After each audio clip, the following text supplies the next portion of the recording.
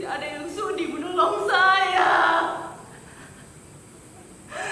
Tidak ada yang datang.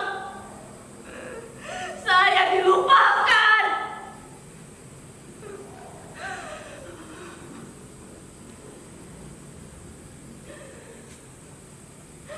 Berapa lama saya di sini?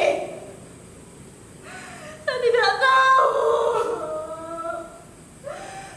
Sudah berapa lama saya disiksa macam binatang? Saya juga tidak tahu. Apakah saya binatang?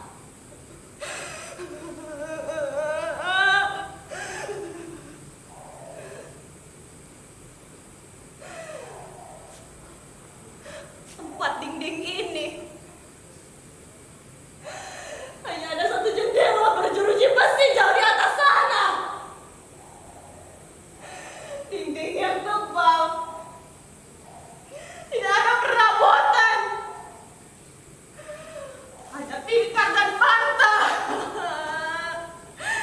Tidak ada selimut. Saya tahu.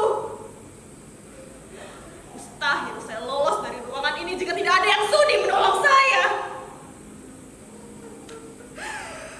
Mustahil saya selamat jika tidak ada musisar.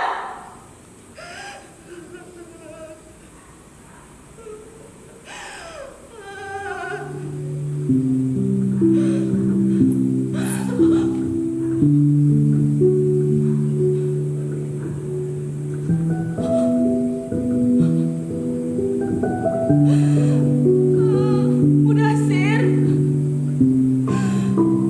kamu Mudasir? Bagaimana? Bagaimana kamu masuk ruangan ini, Mudasir?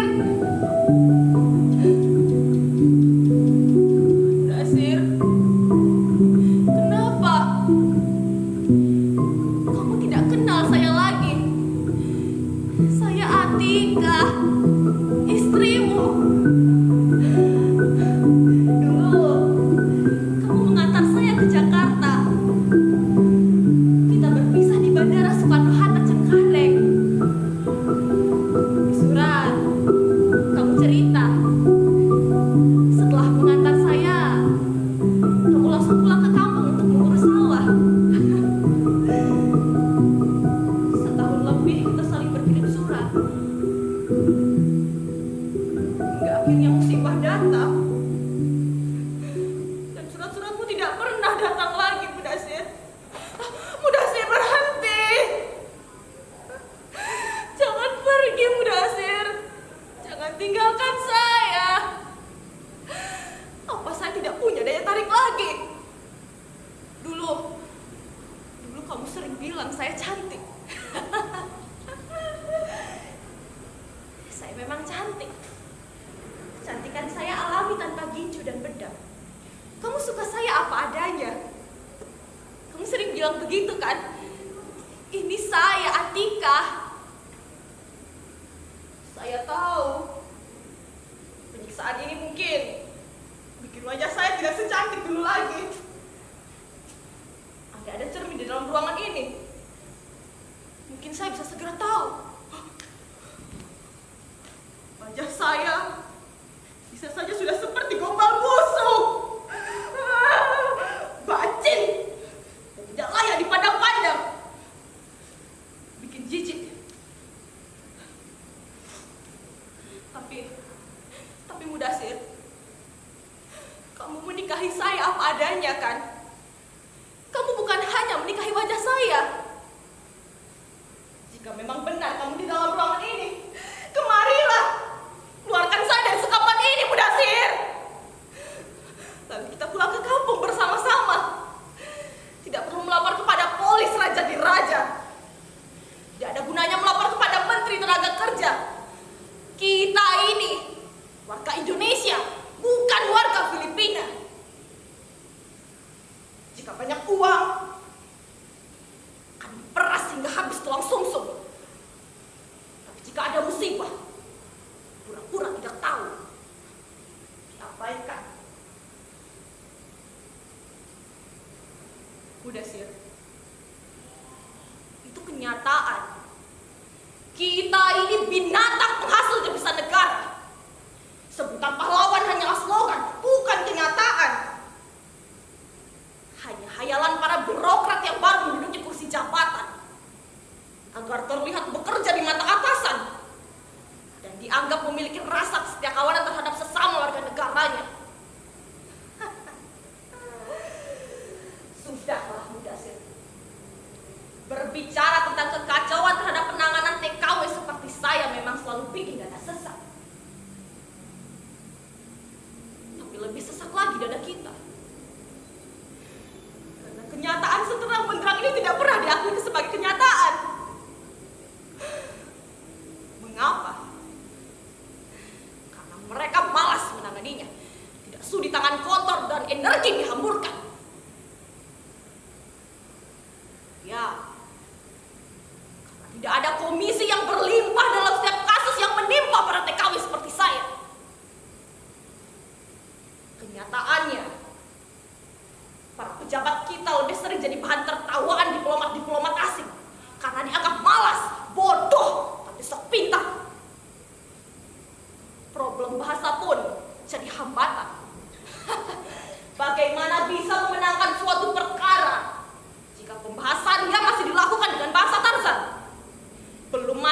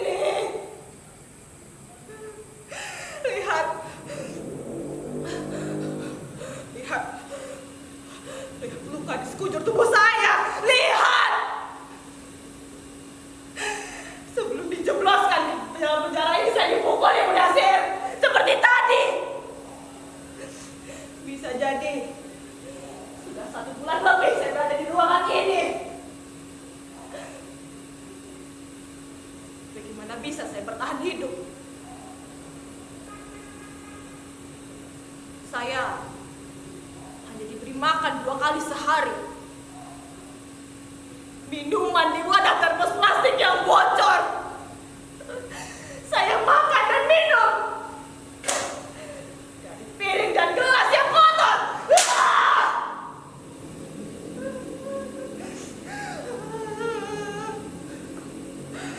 Saya memang lebih pantas disebut anjing.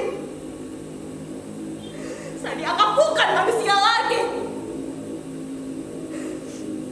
Kekuatan hukum nampaknya tidak berdaya dalam hal ini. Sebab para aparatnya lebih sering pilih kasih.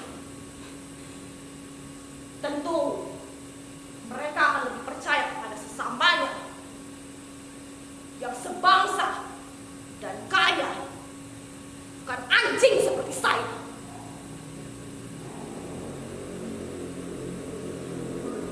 Tapi Mudasir, demi Tuhan saya bekerja. Saya memperoleh upah karena saya bekerja, Mudasir. Saya bukan orang yang malas. Saya bangun sebelum subuh, lalu membersihkan rumah, menyapu, mengepel, dan mengelap perabotan. Setelah itu saya mencuci, menyetrika, memasak, dan mengurus taman. Semuanya saya lakoni dengan ikhlas dan gembira, Mudasir. Saya tahu diri sebagai perempuan yang datang dari tanah seberang. Saya tidak berani untuk macam-macam. Semua kondisi saya jalani. Hingga akhirnya 1 tahun saya terima gaji.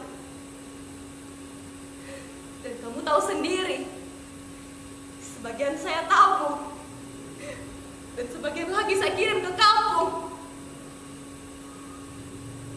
Kontrak kerja saya 5 tahun.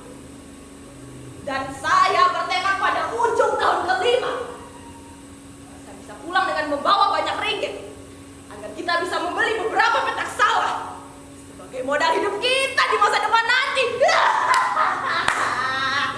Jika dipikir itu sangat menyenangkan.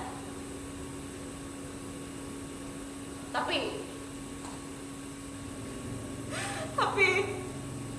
harapan itu musnah. Semua ini berawal pada bulan ke-13.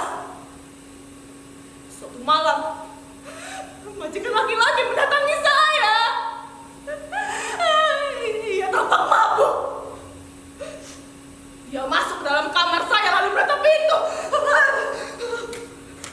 Dengan cepat, saya duduk di sudut sambil menatap dia waspada. Sebagai perempuan, naluri saya mengatakan bahwa ada sesuatu yang tengah menggoda majikan laki-laki saya itu.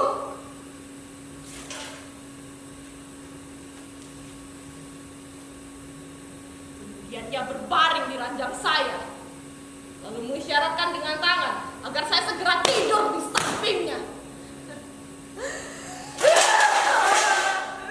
Saya menolak.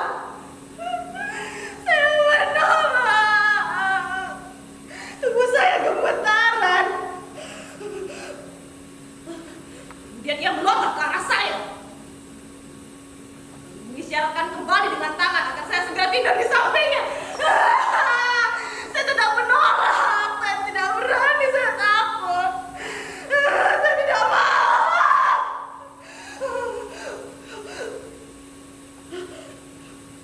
Kemudian dia bangkit, menatap saya dengan nyala.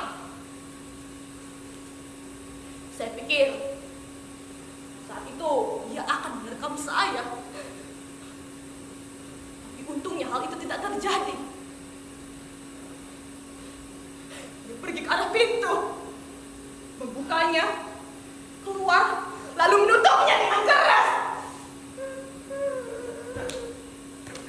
Saya menghela nafas panjang.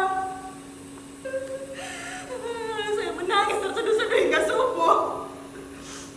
Saya bersyukur kepada Tuhan malam itu tidak terjadi apa-apa kepada saya. Ya, saya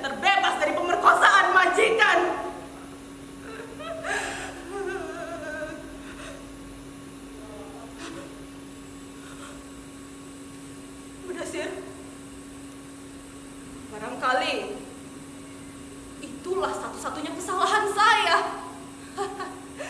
Makanya saya dipukuli, ditendang dan disiksa macam begini. Siksaan memang tidak langsung saya alami. Maksud saya, pada bulan ke-15 semua masih berjalan baik-baik saja. Hingga akhirnya pada bulan ke-16 nasib masa depan saya ditentukan. Saya dituduh atas kasus kehilangan uang. Ada majikan laki-laki mendatangi saya. Anak perempuannya juga. Mereka mengaku kehilangan uang. Anak perempuannya juga mengatakan hal yang sama. Kemudian majikan laki-laki juga mendatangi saya. Lagi-lagi mereka mengatakan hal yang sama, bahkan kali ini jumlahnya lebih banyak. Sayalah gitu, kambing hitam yang harus menanggung akibatnya. Saya dipukuli lagi, bertubi-tubi.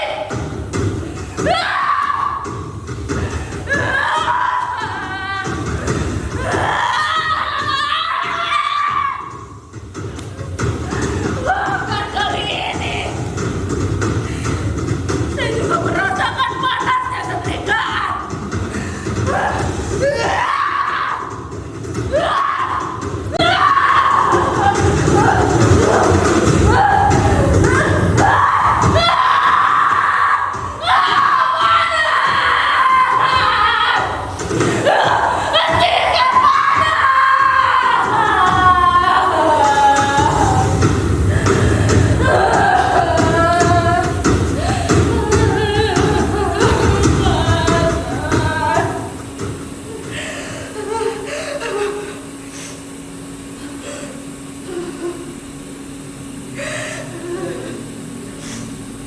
Lalu di dalam ruangan inilah saya berakhir.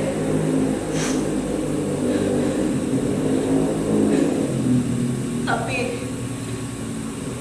sebenarnya ada apa dengan majikan saya? Ada apa dengan bangsa ini? Dulu mereka benar-benar seperti saudara. Hingga akhirnya salah satu dari mereka mulai mengejar kekayaan, lalu mendapatkannya. Mereka sukses menjadi bangsa yang kaya raya. Bahkan saat sadar tidak punya kesenian asli, mereka mulai mengangkut banyak seniman. Tentu dengan uang yang sangat banyak. Tak cukup dengan itu, mereka bahkan mencuri kesenian, flora, dan fauna milik negara lain. Semuanya yang mereka akui dengan sangat yakin. Bahkan mereka juga mencaploki kawasan tetangganya. Lalu bagaimana dengan yang satunya? Yang satunya jauh tertinggal di belakang sana. Mereka tertinggal, tidak bisa mengejar.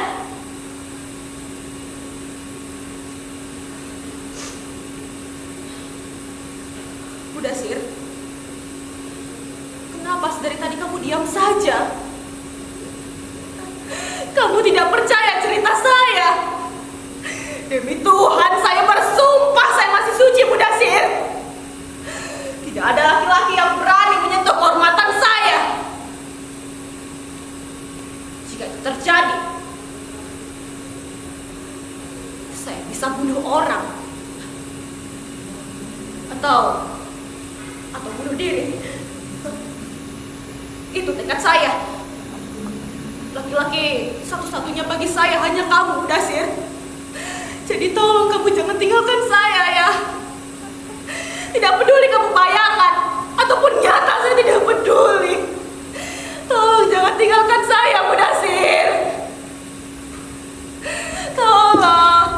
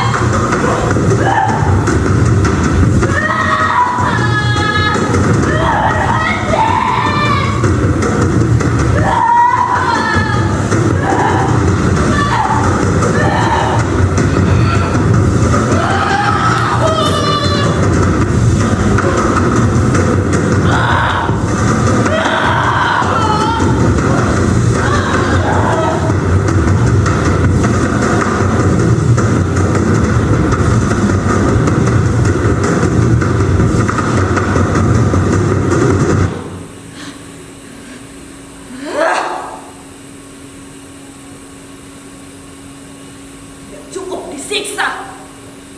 Saya juga ditali macam begini. Di mana letak kemanusiaan mereka?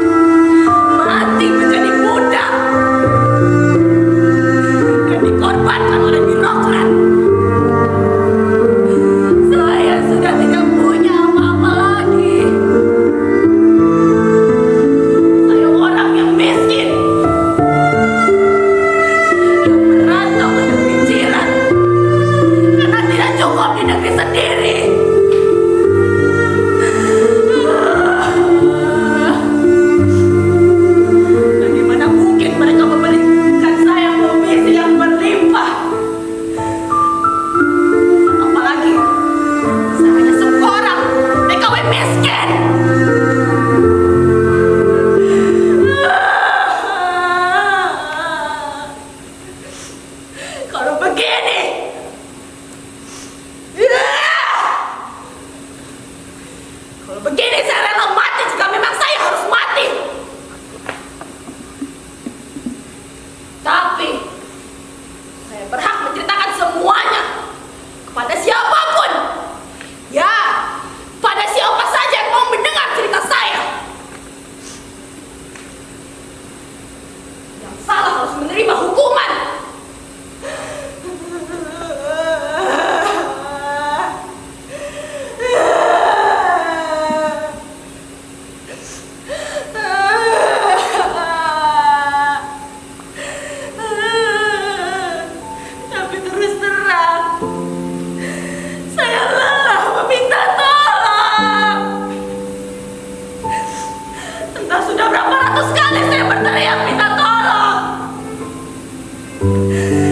Tidak ada satupun yang sudi menolong saya.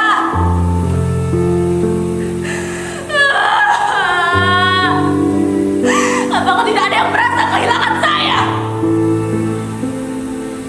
1-2 hari mungkin masih wajar, tapi ini sudah lebih dari sebulan. Apakah tidak ada yang merasa telah kehilangan saya?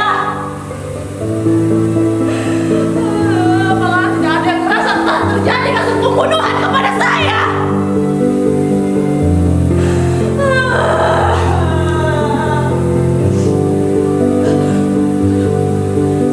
Pembunuhan.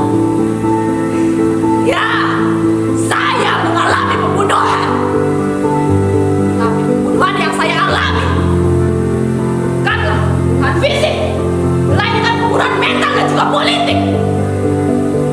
Kita seringkali dianggap sebagai binatang tidak punya wibawa. Kita sering diabaikan, ditertawakan. Bisa jadi bisa jadi kita sudah dihapus dari peta dunia, tapi kita tidak menyadari.